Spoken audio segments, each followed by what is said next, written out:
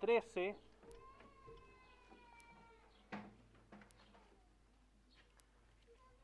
Primera de Corintios capítulo 13.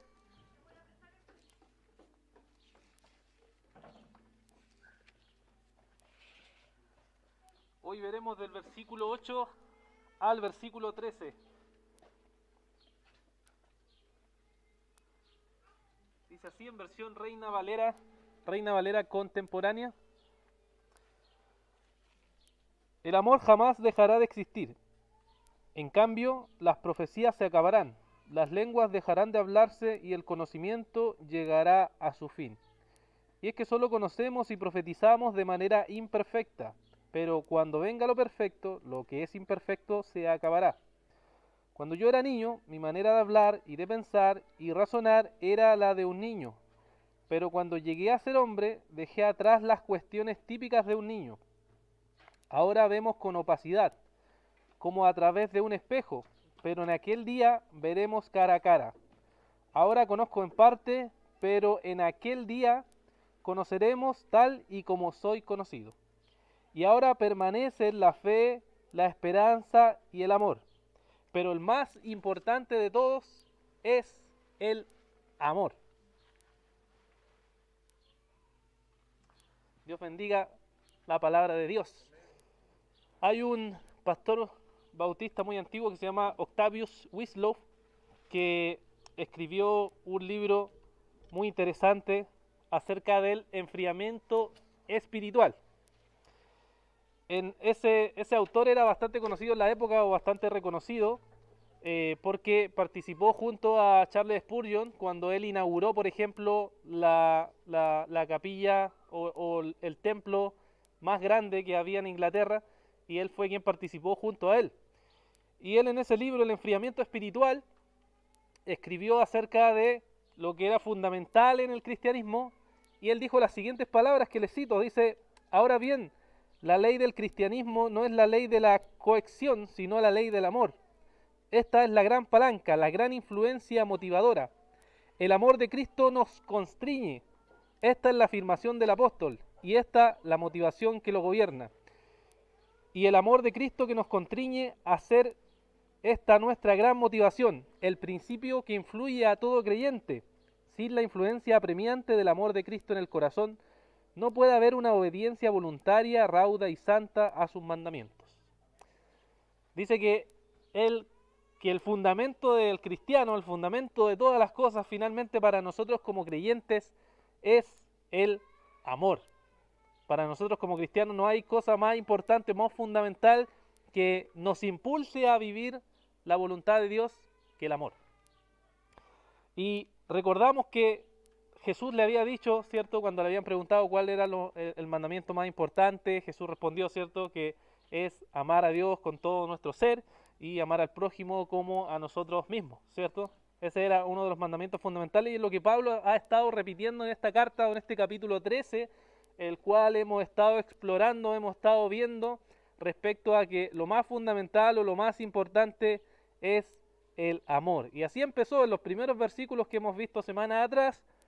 Pablo estaba estaba respondiendo a los hermanos en la iglesia en Corinto que se jactaban de las profecías, que se jactaban del conocimiento, que se jactaban de las lenguas, diciéndole en verdad lo más fundamental y lo más importante es el amor.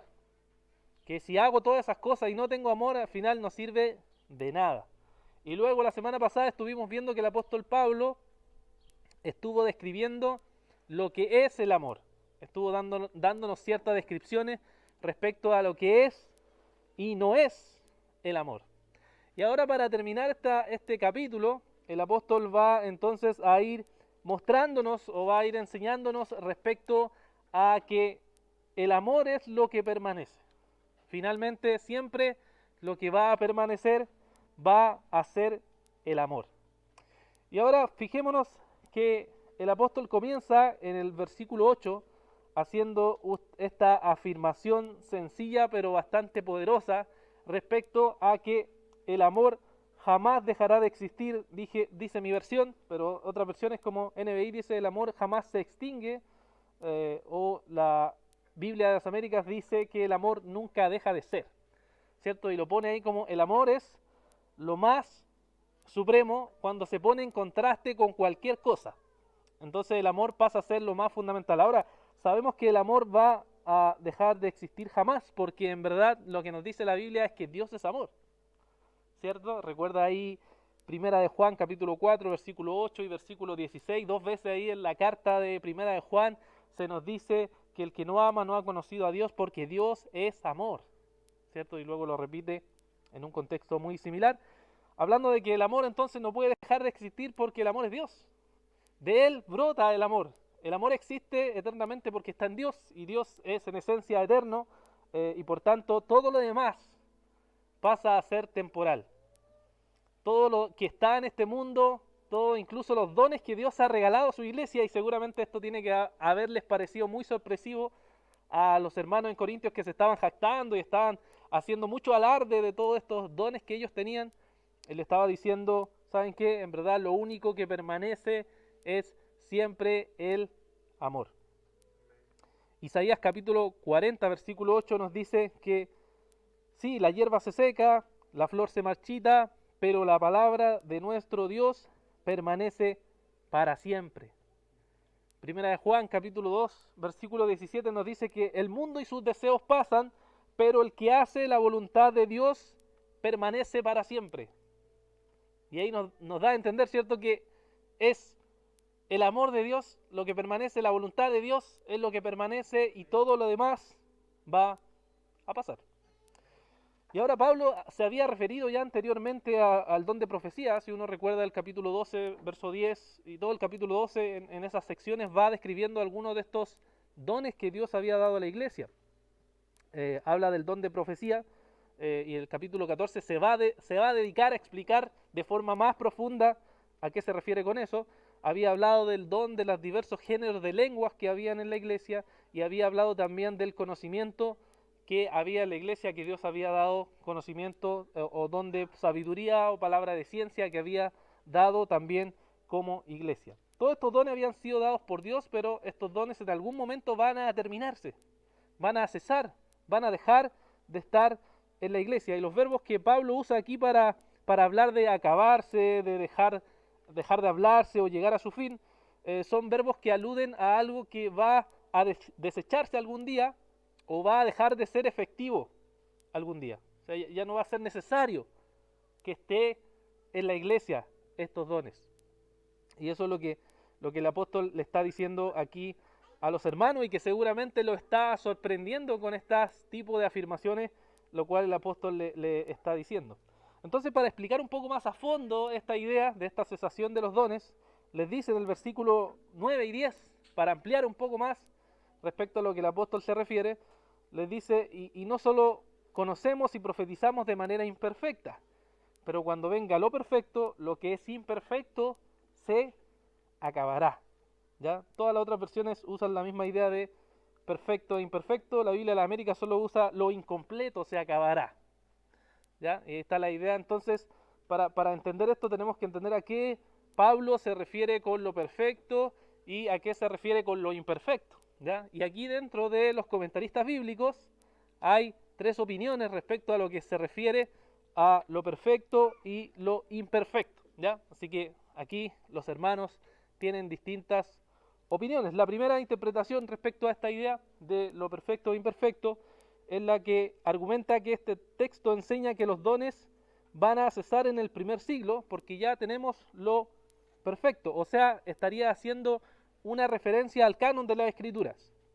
Como el canon de la escritura va a llegar algún día a cerrarse, entonces en ese momento en que se cierre, vamos a estar en lo perfecto y de ahí en adelante ya no va a ser necesario estos dones.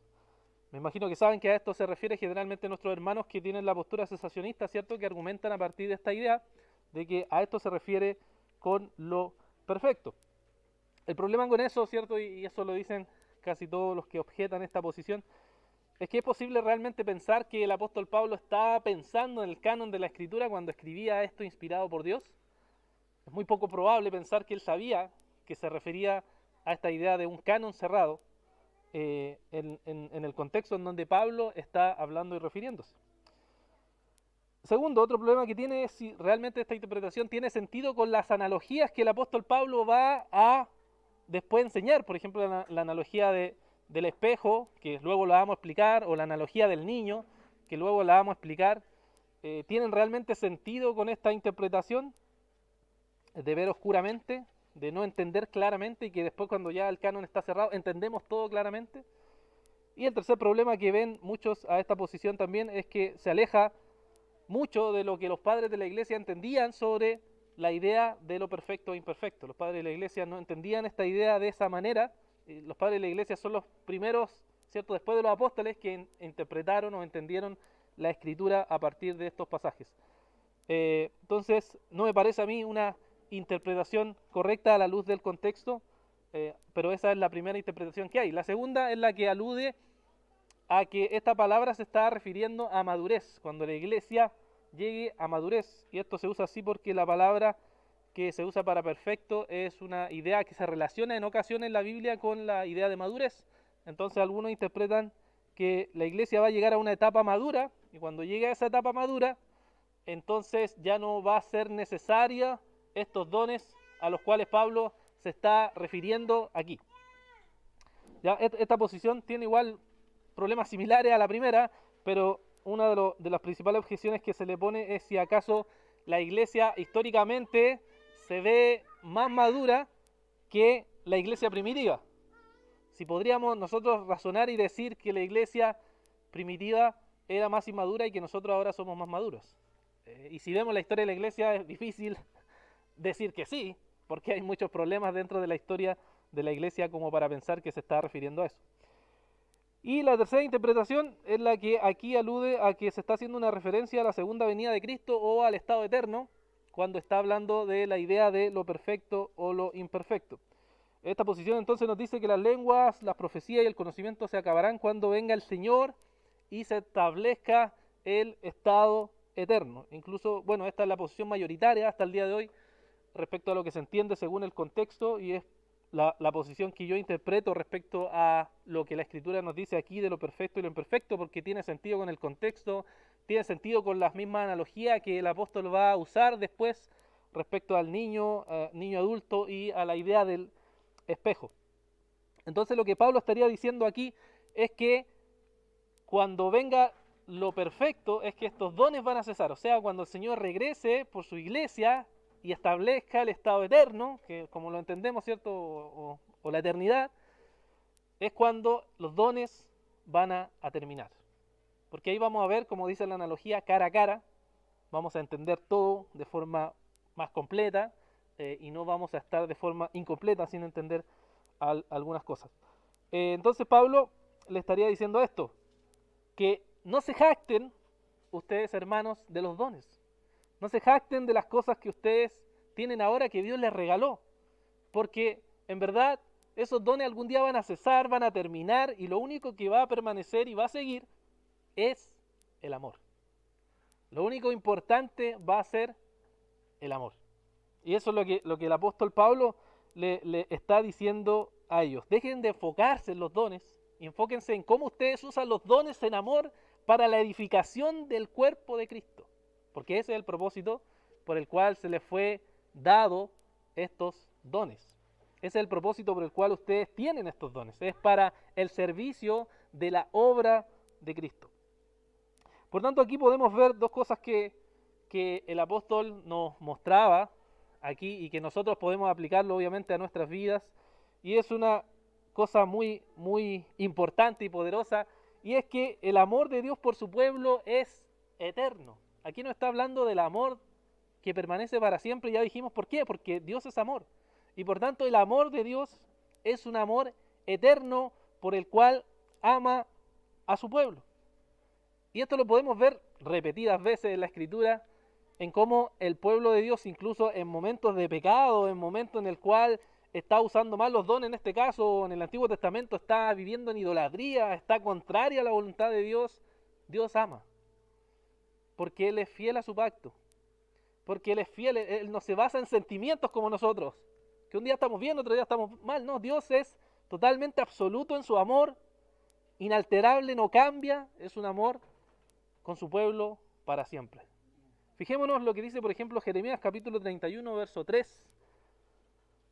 Un pasaje hermoso respecto al amor. Luego vamos a ir a Oseas capítulo 11, verso 4, así que si quiere abrir por ahí los dos versículos, ya que Oseas es un poco difícil, puede ser un poco difícil de encontrar si no lo usan en el celular. Jeremías capítulo 31, verso 3 y luego Oseas capítulo 11, verso 4. Mire lo que nos dice el Señor respecto a su amor para con su pueblo. Dice Jeremías 31, 3. Hace ya mucho tiempo el Señor se hizo presente y me dijo, yo te amo con amor eterno. Por eso te he prolongado mi misericordia. O sea, dice Dios ama eternamente. Dios, aunque el pueblo se está desviando, que eso lo vemos constantemente en el Antiguo Testamento, Dios ama eternamente a su pueblo. Aunque los hermanos en Corinto están pecando en este caso, usando mal sus dones, Dios le está recordando que el amor de Dios es eterno. El amor de Dios va a permanecer y va a seguir amando a su pueblo porque Dios es amor. Y otro mucho más poético y más hermoso es el de Oseas capítulo 11, versículo 4, cuando le dice, hablando también en un contexto donde se estaban desviando, o sea, un libro donde le está constantemente llamando y mostrando cómo Dios ama de una forma impresionante. Yo te traje a mí con cuerdas humanas, dice, con cuerdas de amor. Estaban sometidos al yugo de la esclavitud, pero yo le quité ese yugo y les di de comer. Ahí usando metafóricamente, ¿cierto?, la idea, hablando de cómo Dios cuidó al pueblo, cómo lo amó, cómo lo vistió, le dio de comer, lo fue cuidando, y aún así ustedes van en contra de mi voluntad, pero aún así yo amo a este pueblo, porque son mis escogidos, porque son mi pueblo. Y podemos recordar también ahí, por supuesto, Romanos, ¿qué nos separará del amor de Dios? Si fuera por nosotros, todo. Pero como es por Dios, nada nos puede separar del amor de Dios. Porque Dios ama a su pueblo. El amor de Dios permanece de forma inmutable, absoluta. Nosotros en cambio somos relativos, mutables, cambiamos. En cambio Dios ama de forma total y absoluta. ¿No es, hermano, algo sorprendente experimentar el amor de Dios? A pesar de fallar, experimentar su gracia, su perdón, su misericordia una y otra vez. Porque el Señor nos muestra de ese amor y de esa gracia maravillosa. Somos amados no por nuestras obras, sino por la obra de Jesucristo. Por lo que Él hizo en nosotros, nosotros somos amados cada día. Y lo segundo que podríamos ver aquí es que al ver este amor de Dios, al ver que el Señor nos dice que ese amor permanece, entonces nosotros debemos buscar amar a nuestros hermanos, buscar practicar ese amor con nuestros hermanos. Y eso lo practicamos en este contexto que nos está diciendo aquí, es con los dones que Dios nos ha dado. Nosotros podemos usar los dones para nuestros propios fines, podemos usar los dones para jactarnos, el que tiene la profecía, les decía ahí, ¿cierto? Pueden usar para jactarse, pueden usar las lenguas para jactarse, pueden usar el conocimiento que tienen para jactarse, pero finalmente el propósito por el cual Dios les dio los dones es amar. Y si usted tiene ciertos dones que Dios le ha dado, el propósito por el cual Dios le ha dado ese don es para edificar a la iglesia y para amar a los hermanos. ¿Edifican ustedes a los hermanos con los dones que Dios le ha dado? ¿Edifican a los hermanos con lo que Dios le ha provisto? ¿Aman a sus hermanos constantemente con lo que el Señor le ha dado? Esas son las preguntas que uno puede hacer.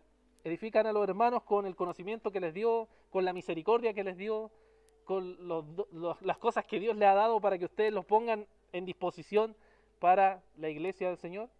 Ese es el punto de Pablo. Quiere que vean que el amor es lo único que permanece. Sin embargo, los dones no van a permanecer siempre. Por eso deben usarse en amor para la gloria de Dios. Y luego entonces el apóstol da dos analogías para expresar y exponer y mostrarnos a qué se está refiriendo. Una analogía es una relación de semejanza entre dos cosas distintas. O sea, toman cosas que son distintas y hacen una semejanza que puede haber en ello para explicar algo, para darnos una explicación acerca de esto. Y la primera analogía es la que nos da Pablo aquí, que pasa de ser un niño a ser un adulto. Fíjense, aquí, cierto, Reina Valera nos dice, cuando yo era niño, mi manera de hablar y de pensar y razonar era la de un niño. Pero cuando llegué a ser hombre, dejé atrás las cuestiones típicas de un niño. Entonces aquí el ejemplo del niño se ve y se pone para explicar esta idea de que estábamos entre lo perfecto y lo imperfecto. Para eso los pone ahí, para que entendamos bien cómo funciona esto de lo perfecto y lo imperfecto. Ahora, cuando tomamos un ejemplo o una analogía de niño tenemos que tener cuidado porque la Biblia usa de muchas maneras el ejemplo de los niños. Entonces no podemos simplemente tomar una analogía y darle cualquier sentido, sino que tenemos que pensar bien cómo la está usando el apóstol en el contexto. Por ejemplo, Jesús en una ocasión, ahí en Mateo capítulo 18, estaban peleando quién era el mayor. Y Jesús toma a un niño, dice, y lo pone al medio, y les dice, si ustedes no son como, no se comportan como niños, no van a poder entrar en el reino de los cielos. En otra ocasión, ¿cierto? Los niños venían a Jesús y los discípulos, salgan niños, salgan. Le impedían que fueran, y Jesús le dijo, no dejen que los niños vengan a mí, y no se lo impidan. Porque el reino de los cielos es similar a un niño. Aquí sin duda está aludiendo a la humildad de los niños, o a la sencillez de los niños, que así es similar. Si nosotros creemos sencillamente, ponemos nuestra confianza total en Jesús, entonces confiamos en su palabra y nos comportamos como niños en ese sentido, somos parte del reino de los cielos. Pero también lo usa en forma negativa, la idea de ser niño. En esta misma carta, por ejemplo, fíjense en el capítulo 14, verso 20, de esta misma carta en Corintios, Primera de Corintios capítulo 14, verso 20, les dice, hermanos, no sean como niños en su manera de razonar. Sean como niños en cuanto a la malicia, pero su modo de razonar actúen como gente madura. Fíjense, ahí va las dos cosas, ¿cierto? Dice, no sean como niños en su forma de razonar, pero sí sean como niños en cuanto a la malicia, o sea, en cuanto al pecado. Entonces toma aquí esta misma idea o este mismo ejemplo de niños para mostrarnos y aludirlos que hay momentos en que ser niño o comportarse como niño está bien, pero hay casos en el que comportarse como niño está mal, porque estás actuando de forma inmadura, ¿ya? Y también vemos varios ejemplos en las cartas de Hebreos, por ejemplo, en el capítulo 5, versículos 12 al 14, aquí solo para que piense más la idea de niño, aquí está nuevamente aludiéndole y diciéndole, no se comporten como estos niños. En Hebreos capítulo 5, verso 12 al 14 les dice, aunque después de tanto tiempo ya deberían ser maestros, todavía es necesario que les vuelva a enseñar lo más elemental de las palabras de Dios. Esto es tan así que lo que necesitan es leche y no alimento sólido. O sea, toma esta idea de que ellos aún son unos bebés espirituales que en vez de ya ser maduros, aún están bebiendo leche, ¿cierto? Están siendo amamantados, tomando la figura de un niño o de un bebé. Entonces hay que entender esta analogía teniendo claro que hay distintos contextos en que la idea de niño se usa. Entonces, ¿en qué sentido se usa aquí esta analogía de niño? Se usa diciéndonos en que estamos entre dos mundos. Estamos en el mundo de lo imperfecto y está el mundo de lo perfecto. Y ya dijimos que lo imperfecto es este tiempo, estamos en un mundo caído, en un mundo de pecado, en un mundo de sensaciones erróneas.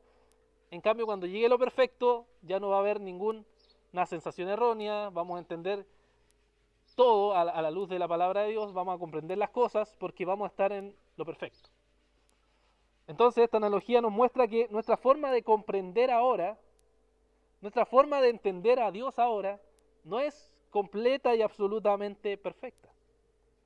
Tenemos la Escritura y la Escritura nos revela acerca de Dios y nos dice cosas acerca de Dios, pero ¿acaso no ha tenido preguntas a veces que no puede responder a pesar de que esté algunas cosas en la Biblia? ¿No hay algunas preguntas que parecen que nosotros hacemos, pero la Biblia no está preocupada de responder eso? ¿Por qué pasa eso? Porque nuestra comprensión es lo que solamente nos da la revelación. Y hay preguntas que no podemos responder y somos como niños en nuestra forma de razonar, en nuestra forma de actuar, en nuestra forma de pensar, porque no entendemos, no sabemos cómo explicar algunas cosas. Solo podemos limitarnos a entender lo que la Biblia nos dice acerca de Dios, pero no podemos comprender más allá. Se cuenta la historia de San Agustín, famoso pastor, que él dice que en un momento se estaba preguntando ciertas preguntas difíciles, estaba tratando de reflexionar e iba por la playa caminando, tratando de pensar sobre esto, cómo poder resolver ciertas dudas que él tenía, y dice que ve a un niño ahí en la arena tratando de echar agua en un hoyo de la arena, ¿cierto? Y le pregunta, ¿qué estás haciendo? Y él le dice, no, estoy intentando echar el mar en este hoyito. Todo el mar en este hoyito. Y dice, pero eso es absurdo lo que tú estás haciendo. Y él le dice, es lo mismo que tú estás haciendo. Es tan absurdo querer entender completa y absolutamente a Dios con tus preguntas y no someterte solamente a lo que la Escritura nos dice. Él dice que eso fue una visión, hay muchas discusiones sobre lo que fue, pero él explica de que comprende que en verdad Dios es mucho más inmenso de lo que nosotros podríamos tratar de pensar o de entender. Hay muchas cosas que no podemos comprender, somos como niños tratando de pensar algunas cosas, somos como niños tratando de entender a Dios en algunas cosas, pero en verdad lo que nos queda es la palabra de Dios. Ella es la que nos puede guiar y nos vemos limitados a eso. En verdad, a lo que Dios nos dio en su palabra, vemos su voluntad, entendemos su voluntad en cosas, pero hay detalles que a veces tenemos preguntas y no encontramos respuesta. La segunda analogía es la del espejo. Aquí, para entender esta analogía del espejo, tenemos que tratar de sacar de nuestra mente los espejos modernos, ¿ya? Nosotros, ¿cierto? Vamos al baño ahora y nos vemos en el espejo. Nos vemos bien, algunos más bonitos, no tan bonitos, pero nos vemos en el espejo, ¿cierto? Pero en el mundo antiguo los espejos eran diferentes a los espejos de la actualidad. Para empezar, la iglesia en Corinto era una ciudad comercial. Recuerdan que era una ciudad comercial, entonces había mucho negocio y uno de los negocios importantes eran los espejos de bronce. Y los espejos antiguos eran unas especies de lata, ¿cierto? Que uno se podía ver, pero no se veía bien. Se veía así más o menos nomás, ¿cierto? Se veía medio desfigurado. Pero esos eran los espejos que ellos tenían y esa era la referencia que ellos tenían en su mente de espejo. No son como los espejos actuales. Entonces cuando Pablo usa este ejemplo, ellos entienden inmediatamente a lo que se está refiriendo. Que nosotros, dice, ahora vemos, en mi versión, con opacidad, o sea, de forma difícil de ver, opaco, como a través de un espejo. Pero en aquel día veremos cara a cara, ahora conozco en parte, pero en aquel día conoceré tal y como soy conocido. NBI dice, ahora vemos de manera indirecta y velada, como con un espejo, pero entonces veremos cara a cara. Ahora conozco de manera imperfecta, pero entonces conoceré tal y como soy conocido. Y la Biblia de las Américas dice, porque ahora vemos por un espejo veladamente, pero entonces veremos cara a cara. Ahora conozco en parte, pero entonces conoceré plenamente como he sido conocido. Entonces, si se dan cuenta, ahí la idea es que nosotros miramos por ese espejo, pero no vemos totalmente claras las cosas. Tratamos de entender algunas cosas, pero no vemos completamente clara a lo que se refiere. Y eso es lo que está haciendo el apóstol Pablo dentro de este contexto del mundo perfecto e imperfecto. Le está diciendo, nosotros estamos en un mundo imperfecto donde vemos las cosas a través de un espejo y no entendemos claramente algunas cosas. Nuevamente nos sometemos solamente a lo que Dios nos ha revelado. La palabra de Dios que nos revela su voluntad, que nos revela quién es Dios. Pero no podemos entender completa y absolutamente todas las cosas. Vemos como sombras. Vemos limitadamente. Y aquí, bueno, hay cosas muy interesantes en este versículo que nos pueden también dar más fuerza a la idea de lo perfecto e imperfecto, como la frase de aquel día, o entonces veremos que se usa en otras versiones, ¿cierto? Aludiendo a que hay un contraste de tiempos entre lo perfecto y lo imperfecto. También vemos esta idea del cara a cara, veremos cara a cara. Y ahí algunos comentaristas se recuerdan a Moisés, ¿cierto? En el Antiguo Testamento, cuando se nos dice que Moisés hablaba con Dios cara a cara, pero aquí es mucho más allá, veremos cara a cara a Dios. Estaremos realmente viendo la plenitud del Señor cuando nos encontremos con Él. Algo impresionante, hermanos, estar delante de Dios y verlo cara a cara a Él. Verlo cara a cara a Él. Y entonces estas palabras nos aluden y nos dicen esta idea que vemos aquí del mundo perfecto y el mundo imperfecto. ¿Y qué podemos extraer de aquí? ¿Qué cosa podemos aplicar? Que los hermanos entendían la limitación cuando Pablo le estaba diciendo eso y seguramente era un golpe al orgullo humano, un golpe a la jactancia que ellos estaban teniendo y estaban dándose cuenta que eran personas limitadas. Está diciendo usted, hermanos, son limitados. ¿Pero cómo? Sí, claro. Entienden algunas cosas, por supuesto, pero no entienden a plenitud. todo. Porque en este mundo no vamos a entender a plenitud todas las cosas. Entonces lo primero que podríamos extraer de aquí es algo bastante evidente, y es que nuestro conocimiento de Dios es limitado. No sé si ha pensado en eso, pero nuestro conocimiento de Dios es limitado.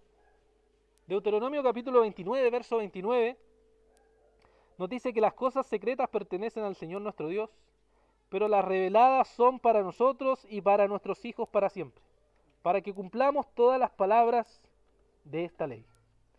Aquí nos está diciendo, ¿cierto?, que entendemos las cosas que Dios nos ha revelado, comprendemos la voluntad de Dios, entendemos las cosas que están en su palabra, pero no las entendemos a plenitud. Por ejemplo, el amor de Dios, estábamos hablando del amor de Dios. Entendemos que Dios entregó a su Hijo, que murió en la cruz, que resucitó al tercer día, que ascendió a los cielos, que va a volver por su iglesia. Entendemos eso, ¿cierto? Pero ¿cómo entender que Dios nos ama constantemente a pesar de que nosotros pequemos y vivamos contrario a su voluntad, y que en ocasiones incluso en nuestro corazón ni siquiera tengamos ganas de adorarle, de orar, de venir a la iglesia, de estar con los hermanos, de perdonar a los hermanos, y sin embargo la gracia de Dios está ahí amándonos, amándonos, amándonos, amándonos? Y alguna vez se ha sentado y he dicho, ¿cómo Dios puede hacer eso? Yo no puedo aguantar a un hermano ni 5 segundos, pero Dios puede amar, amar, amar, amar, amar y seguir amando a su pueblo. Y vemos eso a través de la Escritura, que Dios sigue amando y amando y amando a su pueblo. Y ahí puede recordar uno de Efesios, el amor de Dios es alto, es profundo, es ancho, es largo. El amor de Dios es realmente impresionante. ¿Cómo comprender eso? ¿Cómo entender que Dios quiso manifestar su propósito de esa manera? En el primer siglo, a través de un Mesías que para la gente y el Imperio Romano era algo absurdo que él estuviera hablando, que los judíos no lo entendieron, que fue locura para ellos, y que después el Evangelio se extendió igual de todas formas cuando pareciera que la iglesia no podía hacer nada, aún así la iglesia avanza. ¿Cómo entender que la iglesia avanza aún donde hay persecuciones? Donde intenta la gente destruir a la iglesia, aparecen ideologías, filosofías que van contra la iglesia, y sin embargo la iglesia sigue. ¿Cómo entender el misterio de la Santísima Trinidad? ¿Cómo comprender, hermano, eso? ¿Cómo tratar de entender eso? Muchas personas dicen, no, yo no puedo creer en eso, es absurdo. ¿Y nosotros qué decimos? Es que es un misterio. Agachamos nuestra cabeza y decimos, le damos la gloria a Dios porque Él es santo y Él sabe. Por supuesto ahí tratamos de explicar, pero es un misterio. Simplemente nos sometemos y nos humillamos a que somos seres limitados. Estamos limitados, hermanos. Estamos limitados nosotros, porque la revelación está ahí, por supuesto, y tenemos que interpretar, y hay discusiones de interpretaciones sobre algunas cosas, pero Dios nos dio su palabra maravillosa para deleitarnos y conocer quién es Él. Pero no podemos ir más allá de la revelación. Más de lo que Dios nos ha dado en su palabra, es solamente someternos a su grandeza. Y eso es algo que quizás hemos perdido, el asombro y la maravilla de Dios, el asombro y la maravilla del misterio que es Dios en algunas cosas, sino que hemos caído en la intención de querer tratar de explicar todas las cosas. Juan Calvino, en su famosa obra de la institución de la religión cristiana, si uno la lee, va a encontrarse muchas veces que él dice cosas como esta: por tanto, los que quieren disputar qué cosa es Dios no hacen más que fantasear con vanas especulaciones, porque más nos conviene saber cómo es y lo que pertenece a su naturaleza. O sea, él dice, si queremos ir más allá y tratar de explicar muchas otras cosas, estamos puro fantaseando. Humillémonos, oremos al Señor y digamos, la gloria es de Dios, amén, y sigamos adelante. El Señor es más sabio que nosotros. La segunda aplicación que uno podría ver aquí es que nuestra teología, hermanos, es limitada y puede tener puntos ciegos. No sé si usted ha pensado en eso, pero cada generación se olvida con facilidad que hay puntos ciegos que podemos tener. Y miramos hacia atrás y criticamos a los hermanos y decimos, pero ¿cómo podían haber hecho eso? ¿Cómo podían haber pensado así? Y es que nosotros no pensamos que nosotros tenemos o podemos tener puntos ciegos. Fíjense, muchos de nosotros admiramos a los puritanos y creemos que fueron una generación realmente piadosa. Los puritanos fue un movimiento de hermanos que intentó agradar a Dios lo máximo que pudo. Sin embargo, ellos tuvieron errores, ellos tuvieron fallas. Por ejemplo, uno de los famosos llamado Thomas Watson, que si uno lee sus libros es realmente fantástica la forma en que él escribe, las metáforas que él usa para tratar de entender y explicarnos el Evangelio. Él, por ejemplo, que era un famoso presbiteriano, él apoyó de tal forma su visión presbiteriana de gobierno que cuando hubo unas guerras entre religiones en el contexto en donde él estuvo, él formó parte de un complot para imponer el presbiterianismo, que estaba debatiendo con las otras formas de gobierno que habían ahí. Y uno diría, pero ¿cómo tanto? Pero así fue. Él fue parte de eso, porque él en ese momento no pensaba que era algo erróneo. O podemos pensar en famosos predicadores como Jonathan Edwards, que fue un estadounidense muy importante, que predicó mucho, pero él, sin embargo, tuvo esclavos. Y muchos le critican eso, que él tuvo esclavos en la época y no lo veía como algo pecaminoso. No lo veía como algo malo. Y no podía ver más allá de la época en la cual él estaba. Y así con muchos otros pastores o predicadores que fueron muy ejemplares y que apoyaban cosas que para nosotros hoy nos parecerían bastante escandalosas y diríamos, ¿cómo pudieron pensar así? Y es porque ellos eran parte de un contexto, eran parte de una época, y de la misma manera nosotros, hermanos, podemos tener algunas ideas o algunos conceptos o algunos errores en nuestra teología y no podemos simplemente jactarnos y decir, nosotros estamos completamente correctos en todas las cosas.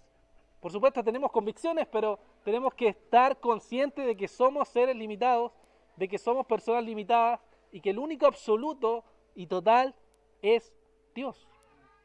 El único total y absoluto es Dios. Todos esos hermanos que eran celosos en la oración, celosos en la evangelización, se equivocaron. ¿No creen que nosotros podríamos pasar por lo mismo? Por ser pecadores limitados y solo Dios es el soberano. Y lo tercero y obvio que podría uno sacar de aquí es que necesitamos, hermanos, ser humildes. Necesitamos que nuestro entendimiento, nuestra teología esté llena de asombro por Dios y humildad. Humildad, porque la Escritura nos hablan y nos advierten de lo importante que es ser humilde y no ser soberbio. Y el Antiguo Testamento como el Nuevo Testamento nos advierten sobre eso. Santiago capítulo 4, verso 6 nos dice, pero por la gracia que Él nos da es mayor. Por eso dice Dios, Dios se opone a los soberbios y da gracia a los humildes. Primera de Pedro 5:5 dice lo mismo, que Dios resiste a los soberbios y da gracia a los humildes. Nosotros debemos, hermanos, ser humildes y reconocer lo más grande, lo más maravilloso que existe es el amor de Dios. Y Dios es el único que comprende todas las cosas, todas las dimensiones, de todas las formas posibles, más nosotros no, porque somos pecadores. Y finalmente el apóstol termina con esta afirmación del versículo 13, terminando ya este capítulo, nos dice, y ahora permanecen la fe, la esperanza y el amor, pero el más importante de todos es el amor. Muchos comentaristas dicen que esta forma o esta expresión o esta triada, que es como se le dice, que es un conjunto de tres cosas o tres seres que se relacionan estrechamente, esta triada es algo que en la iglesia primitiva se conocía y era bastante importante la idea de la fe, la esperanza y el amor. Estaban unidas, muy relacionadas, muy unidas siempre. Y eso era algo que la iglesia primitiva conocía y aceptaba y reconocía respecto a lo que Dios había hecho. Este versículo, que parece bastante sencillo, también es un versículo discutido, disputado, para tratar de entender a lo que el apóstol se estaba refiriendo en esta idea, o lo que él estaba tratando de explicar en esta idea. Bueno, la primera explicación que dan aquí, son tres también, es que Pablo se está refiriendo no a un sentido temporal, sino a un sentido lógico de la afirmación. O sea, esta postura sostiene que Pablo está diciendo algo como que en comparación a todas las cosas mencionadas aquí, el amor es lo único que importa. No está diciendo necesariamente que la fe y la esperanza vayan a terminar, sino que está solamente enfocado en que el amor es lo único que importa. La segunda es la que sostiene que Pablo no está preocupado de responder si la fe y la esperanza siguen en la eternidad, sino que simplemente está preocupado de que está enfocándose en que el amor está dirigido a nosotros. El amor de Dios es hacia nosotros. Dios nos ama y el amor es el más importante en todo, más importante que todo, por tanto, se debe enfocar en que Dios nos ama a nosotros. Esa es la idea que que debemos pensar. Y la tercera es la que sostiene que aquí sí está hablando en un sentido temporal y que está diciendo que la fe, la esperanza y el amor están juntas, pero la única que va a ser eterna es el amor. Todas las otras, en este caso la fe y la esperanza, van a terminar. Es difícil ahí la decisión, yo sigo la tercera opción, pero con el matiz de que en el contexto, como veo que está hablando de lo temporal, entre lo perfecto y lo imperfecto, finalmente puedo decir que la fe y la esperanza, según la Escritura, podemos ver que llegan a un clímax, a un momento específico, como por ejemplo dice que andamos por la fe, pero en algún momento, como andamos, como va a venir el Señor, esa fe se va a acabar y vamos a estar por vista, o decimos que la esperanza que tenemos en nuestro Señor se va a llegar a su culminación cuando el Señor venga y lo vamos a ver, ¿cierto? Y vamos a estar con Él, y ahí la esperanza va a estar de forma plena, pero no puedo tampoco afirmar que nunca más haya fe o que nunca más haya esperanza. Es difícil ahí decir sí o no, pero el punto que el apóstol está haciendo aquí es simplemente diciendo que se enfoque en lo que es lo más importante. Lo más importante es el amor. Es el más importante de todos, que dice ahí el apóstol. El amor de Dios. Entonces Pablo le estaría diciendo a los hermanos, ¿cierto? ¿Te jactas de profetizar? Esto se acabará, porque lo más importante es el amor. ¿Te jactas de hablar en lenguas? Esto se acabará, porque lo más importante es el amor. ¿Te jactas del conocimiento que tienes? Esto se va a acabar. Lo más importante es el amor. Y él, cierto, está con la analogía ahí diciendo que todos los dones que usamos son limitados, que se van a acabar en algún momento y que nuestro entendimiento de Dios en algún caso, en este tiempo, en este momento, es limitado. Sin embargo, lo único importante y lo único eterno es el amor. Y aquí me gustaría que terminemos pensando en qué es el amor, hermanos. ¿Qué es verdaderamente el amor? ¿Cómo se ha manifestado a este mundo el amor? Sabemos nosotros como cristianos que se ha manifestado en Cristo. Cristo nuestro Señor ha manifestado y ha mostrado este amor maravilloso que es Él. Y por eso 1 de Juan capítulo 4 versículo 10 nos dice que en esto consiste el amor. No en que nosotros hayamos amado a Dios, sino que Él nos amó a nosotros y envió a su Hijo en propiciación por nuestros pecados. El amor se ha manifestado porque Dios ha enviado a su Hijo y nos ha mostrado su misericordia, su gracia, su bondad, a pesar de que nosotros somos pecadores, a pesar de que nosotros vamos contra la voluntad de Dios. Dios nos muestra su gracia y su amor. Y por eso debemos estar agradecidos, por ese evangelio, por ese mensaje maravilloso que Dios nos ha revelado en su palabra. Oremos al Señor, hermanos. Padre, gracias te damos, Señor. Te agradecemos por tu amor, te agradecemos por tu bondad, te agradecemos, Señor, porque tú nos has amado. Desde antes de la fundación del mundo, Señor, nos escogiste para ser tus hijos. Nos llamaste, Señor, a ser siervos tuyos. Y ahora queremos, Señor, mirar este amor y asombrarnos y decir, qué maravilloso, qué asombroso, qué infinito, qué profundo es este amor. Y que ese amor, Señor, nos motive y nos lleve a poder, Señor, testificar de tu palabra, a poder vivir para tu gloria, a poder vivir para glorificarte a ti en todas las áreas de nuestra vida, Señor. Padre, perdónanos cuando sacamos nuestros ojos de este amor que tú has mostrado, Señor. Perdónanos cuando no estamos, Señor, actuando en amor con nuestros hermanos, Señor. Límpianos, Señor, de nuestras maldades, límpianos, Señor, de nuestras inclinaciones pecaminosas y llévanos cada día a vivir para ti. Te agradecemos, Señor, por todo esto y lo pedimos en el nombre de Jesús. Amén.